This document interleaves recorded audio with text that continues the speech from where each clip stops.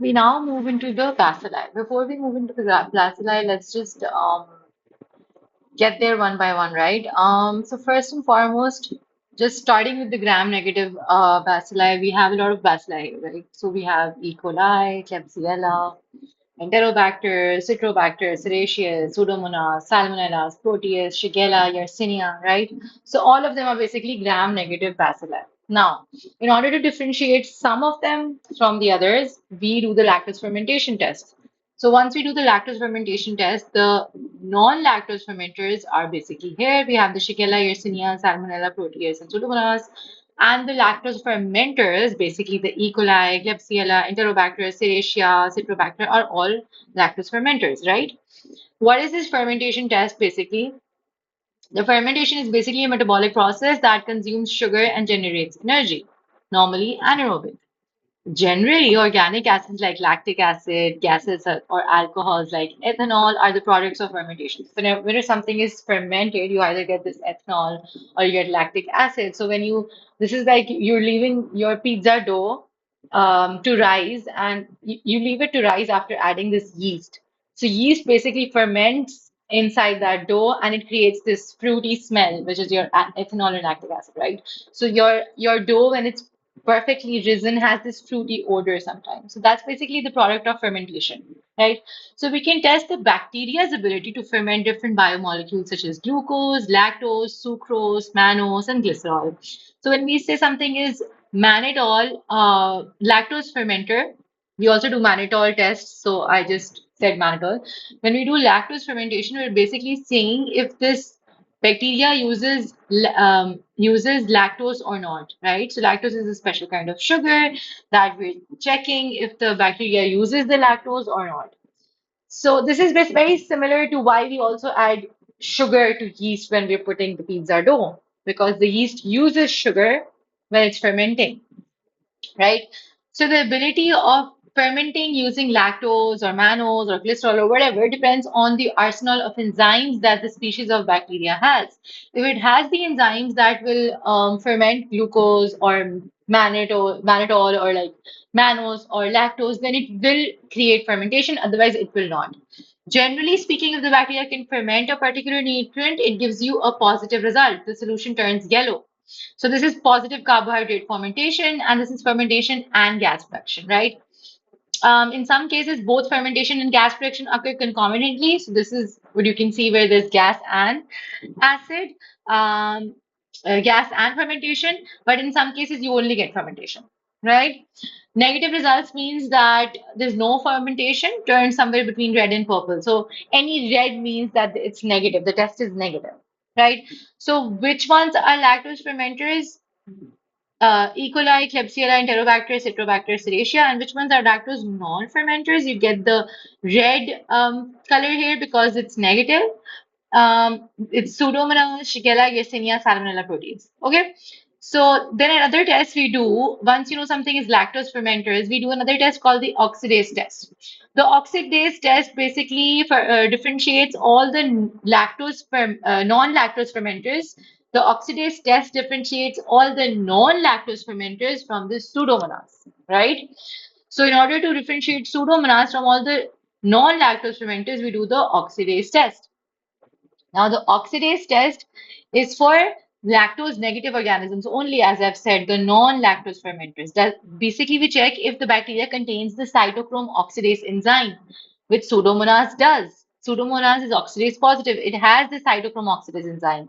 So Pseudomonas is oxidase positive. It's a non-lactose fermenter. It produces the blue-green pigment, right? This deep purple within 10 seconds is basically this blue-green pigment. It's oxidase positive, and it also has the Pseudomonas also has a fruity grape-like smell. It's present in burn infection, pneumonias, and UTIs. All the oxidase negative ones, we have Salmonella, Shigella, Proteus, Yersinia.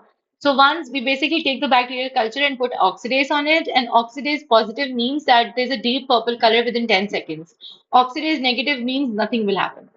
Okay, so oxidase negatives is all of the Shigella, Yersinia, Salmonella, Proteus. Once you know something is non-lactose fermenters and it is oxidase negative, now you're going to perform H2S production on TSI agar. So you know that something is non-lactose fermenter, so you get all of these here, right? Then you know it's oxidase positive, so you know it's Pseudomonas. Now we're saying it's oxidase negative. So if it's oxidase negative, it can be all four of these, right? So in order to differentiate these two from these two, in order to differentiate Shigella and Yersinia from Salmonella and Proteus, we basically do AH2 production on TSI agar. Now, what is this AH2S production on TSI agar? This H2S production on TSI agar, basically this is a triple sugar iron test. TSI stands for triple sugar iron. Okay, so triple sugar iron test is basically a test where you check glucose fermentation, lactose fermentation, sucrose fermentation, gas production, H2S production, right? These are a lot of tests that can be done using the triple sugar iron agar. This is basically a special kind of agar. Now we take this agar and we make this special test called the H2S production test. So we take the triple sugar iron agar, like which is like a jelly on the test disc on which we're going to grow these organisms, and we check if the organism produces the H2S or not. If the organism produces the H2S, a black precipitate forms, right? Why a black precipitate forms? Reason is that bacteria which produce hydrogen sulfide basically basically that is turned into this black iron sulfide. I'm going to decrease the size of this in order to make it more visible. So look at this black precipitate forms reason bacteria produce hydrogen sulfide. This hydrogen sulfide in iron gives you a black iron sulfide. Example, Salmonella. So Salmonella produces this H2S. Why it's motile? Because it has this hydrogen sulfide. This hydrogen sulfide plus this iron in the agar gives you this black color, this black iron sulfide. And Proteus is also H2S positive. It has swarming motility, it's urease positive, it causes UTIs and it's two white stones, right? So these are the organisms that basically create this black precipitate, and we say that it's positive, right? Now H2S negative. H2S negative means there's no blackening, and the two organisms that do not cause any blackening are basically Shigella and Yersinia, right? So Shigella and Yersinia, no blackening. Example is Shigella, it's H2S negative, it's non-motile, it causes bloody diarrhea, and Yersinia enterocolitica. It is also H2S negative. It's like it's a bipolar safety pin staining mechanism. I'll show you. It causes enterocolitis and mesenteric adenitis, right? So this is your Shigella and Yersinia. Okay. Now, first thing that we will study is the Shigella and the Salmonella. Okay, so the Shigella is H2S negative and the Salmonella is H2S positive. And both of these are oxidase negative because Pseudomonas was oxidase positive. And all of these are non-lactose fermenters. So that's the algorithm we already know. Now we're going to see the Shigella and Salmonella much more deeply.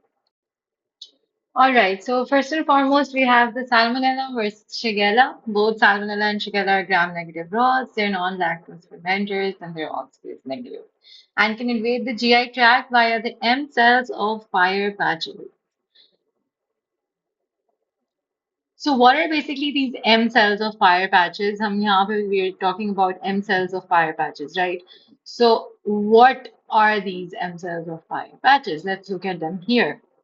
Now, fire patches are basically collections of lymphoid tissues which are found in basically the terminal ileum. Okay, they're part of the gut-associated lymphoid tissue. We also call it the GALT. They monitor intestinal contents. They detect any pathogens in the intestine. They present antigens to immune cells and initiate an immune response. So normally what would happen is in the intestinal lumen, you have these M cells, and these M cells are really on the fire patches. They present macrophages, dendritic cells, B cells, T cells, and are part of the immune response. So you can see B cells here, T cells here. Now, what are M cells? They're basically microfold cells. They're specialized epithelial cells that sit over the fire patches. Unlike enterocytes, basically M cells have few microvilli. So they have few microvilli and they do not absorb nutrients. They just sample intestinal contents and they transport the antigens and deliver them to the immune cells below. So here is where the immune cells are residing. So think of them as like these security guards that pick up suspicious packages from the gut human and hand them to the immune system to defend. Now, what Salmonella basically does is Salmonella reaches the terminal ileum, and especially the Salmonella typhi and the Salmonella enteritidis. Okay, so the typhi and enteritidis salmonellas, they attach to these M cells, and they have special type 3 secretion systems. And what this type 3 secretion system basically does is it injects proteins into host cells, right? So the Salmonella typhi and the Salmonella enteritidis attaches to M cells using a type 3 secretion system. It injects proteins into host cells. These proteins cause membrane ruffling, and cytoskeleton rearrangement. The M cells literally engulf the bacterium. So the Salmonella comes to this M cells, and through transcytosis, it basically the M cells basically engulfs this bacterium, right? Now, Salmonella enters the macrophage. So, Salmonella has now, in the next step, succeeded in entering the macrophage. How did it enter the macrophage? Basically, it used the type 3 secretion system, which helps inject the protein into the host cells. These proteins cause membrane ruffling and cytoskeletal rearrangement. The M cell literally engulfed the bacterium, and now the bacteria is inside the M cells. So, Salmonella has now entered the macrophage through the stealthily attack. Now, most bacteria would be killed. But what Salmonella says is no, thank you. It survives inside the macrophages. It replicates within the macrophages and then spreads through the lymphatics and bloodstreams. The result is a typhoid fever, right? Basically, it goes in the gut through the M cell, through the macrophages, and enters the lymphatics and blood. And then it can go to the liver, spleen, or bone marrow. And this is why Salmonella is able to cause a systemic disease. Now, let's talk about Shigella. How does Shigella target M cells? Now, the Shigella dysentery and the Shigella flexneri basically also enters the M cells. But the story is a little different. So Shigella invasion also targets these M cells, but what happens afterwards is very different. So the step one is that the Shigella reaches the colon, and the main species are basically Shigella dysentery and Shigella flexneri, and enters through the M cells of the colon. So it reaches the colon mucosa, and through the M cells of the colon, it goes into the submucosa. Then it gets engulfed by macrophages in the colon area. But then Shigella kills the macrophage. Shigella does not exist in the macrophage like Salmonella, it kills it. It induces macrophage apoptosis. Now, when it does this, it releases, what does it do?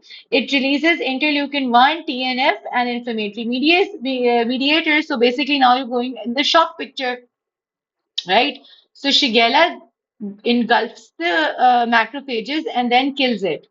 So now you have this interleukin 1, TNF, and inflammatory mediators being released. So Shigella invades the epithelial cells from the basolateral side, not the apical side, and this is important. This is an important exam point. So remember that Shigella always infects the epithelial cells from the basolateral side, not the apical side. Let's spend a minute on this. Shigella cannot efficiently invade the apical luminal surface of enterocytes. Which is the apical surface? The apical surface is the luminal surface. This is the surface that faces the intestinal lumen. It's covered by mucus, it has microvilli, it's designed for absorption, and it's relatively resistant to bacterial invasion.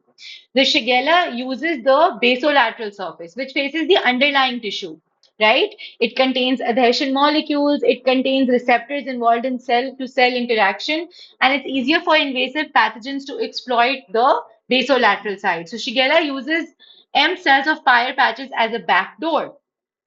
Okay, so that is something that you must know for the exam point of view. So now Shigella produces an ICSA protein which recruits host actin, right? This is a special way in which Shigella goes from cell to cell. How does Shigella grow from cell to cell? This is an intracellular spread, right? What happens is that Shigella basically produces an ICSA protein. This ICSA protein recruits host actin, and the actin polymerizes behind the bacterium. Shigella goes from this actin tail, which is called an actin rocket propulsion. It shoots from cell to cell, right? This is how this Shigella goes from one cell to the next cell through this ICSA protein, which recruits the host actin, and the actin polymerizes behind the bacterium, right? So, using this actin rocket propulsion, the bacterium shoots from one cell to the next cell. Because it invades the colonic mucosa, it causes intense inflammation, it causes epithelium destruction, it causes and forms ulcers, right? And in the end, what do you get? You get dysentery, you get blood and mucus stool. So that is something you must know about Shigella. In the end, what are you getting? You're invading the colonic mucosa, you're causing intense inflammation. Why are you causing intense inflammation? Because you're killing all the macrophages, you're inducing apoptosis, you're releasing interleukin 1, the TNF, the inflammatory markers, you're forming ulcers. This is all leading to mucosal damage, ulceration, you're going to lose blood in the stool, right? And that's basically called blood in the stool is basically dysentery, right? So basically, both of them attack the M cells, but the mechanism is very different of Shigella and Salmonella. Now, let's go back to understanding our Salmonella bit. We said that the Salmonella now, the reservoirs of Salmonella is basically humans only, and Salmonella species, especially S. types, also humans and animals, but Shigella is only present in humans. Now, Salmonella goes around a lot. It travels, so it's called the traveler. But the Shigella it just stays inside the intestine. So it's also known as the home body. You can call it the home body, right? Now, Salmonella can disseminate hematogenously, but Shigella uses that actin propulsion movement method, so it can only go from cell to cell. There's no hematogenous spread for Shigella, right? But Salmonella literally lives inside the macrophages, so it can go into the lymphatics, it can go into the blood, and it can disseminate hematogenously, right?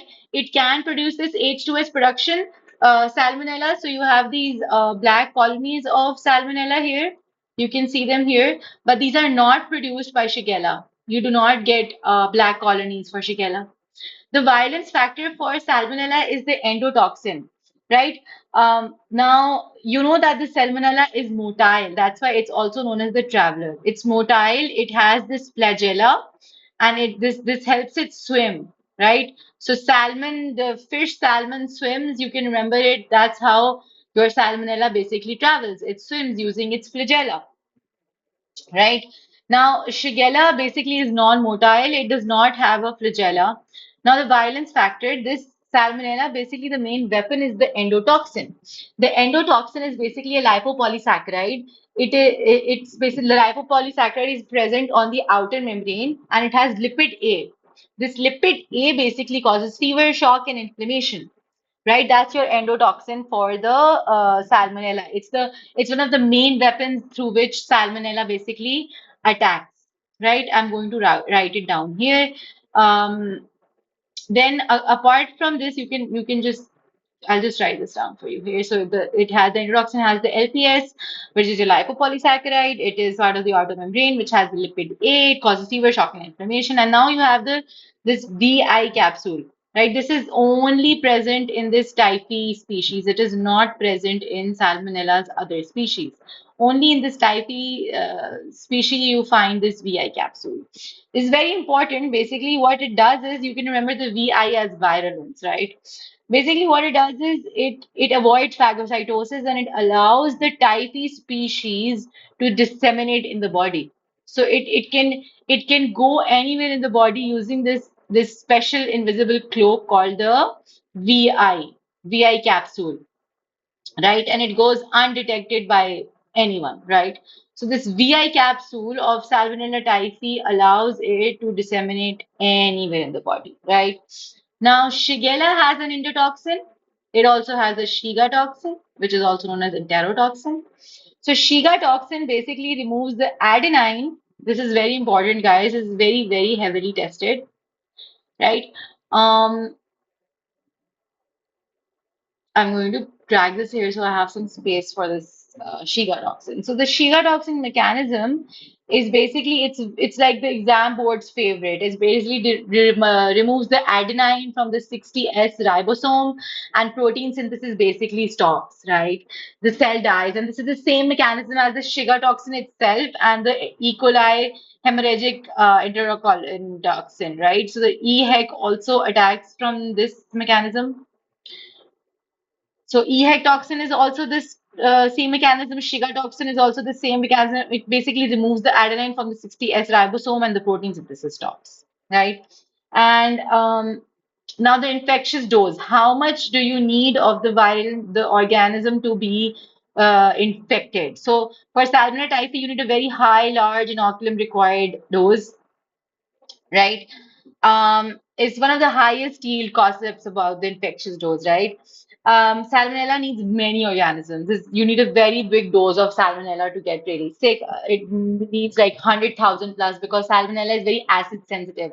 So many of them, it's acid labile.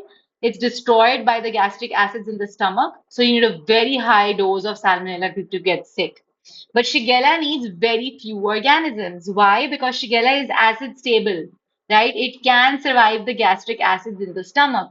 So a very small dose will make you sick.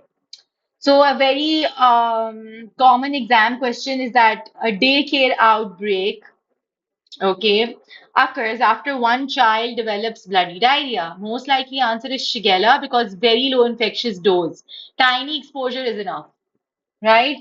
Immune response, talk about the immune response. The Salmonella, especially the type E one, lives inside macrophages. We've discussed that. So Salmonella survives, therefore, you get a monocyte response, right? The monocyte response dominates. Shigella causes intense mucosal inflammation, right? So colon, it enters to the colon, it leads to ulceration, and that's where you get these neutrophils. So therefore, the morphonucleosides dominate here, neutrophils, right? Now, Salmonella typhi basically causes the classic typhoid fever, right? So the classic typhoid fever is basically when you have in week one you have fever, in week two you have rose spots and in, abdominal pain, and in week three basically you have this intestinal ulceration and you have bleeding. This is the classic typhoid fever response, right? Symptoms include fever, headache, constipation, and then diarrhea. And then you notice that there's constipation first and the diarrhea later. Rose spots are basically small salmon-colored macules. They're very common in typhoid fever. And then the non-typhoidal salmonella, this is usually in poultry, eggs, pets, turtles, reptiles. It's very common to have them there. Shigella, it's very classic. The Shigella is very classic. It has crampy abdominal pain, and this leads to tenesmus and bloody mucus diarrhea. The patient keeps feeling that I need to poop even after passing stool, right? So patient constantly feels like, what is tenesmus? It's the feeling of I still need to poop even after passing stool. It occurs because there's rectal inflammation, which is very common in Shigella. Why does Shigella cause dysentery? It invades the colonic mucosa, which leads to ulceration and which leads to bleeding and bloody mucus stool. That's basically bacillary dysentery, right? Vaccines, you have the Salmonella typhi has this oral vaccine. It's available. The oral live attenuated vaccine is available. The IMVI vaccine contains the capsular polysaccharide, this VI that basically I told you, this special virulence factor that allows it to avoid phagocytosis and allows it to disseminate anywhere in the body through the lymph nodes and the blood. That's something to remember. The other ones don't have a vaccine, right? I guess I'll stop the video here. It's very long, but it's very important. The Salmonella and Shigella is very, very important.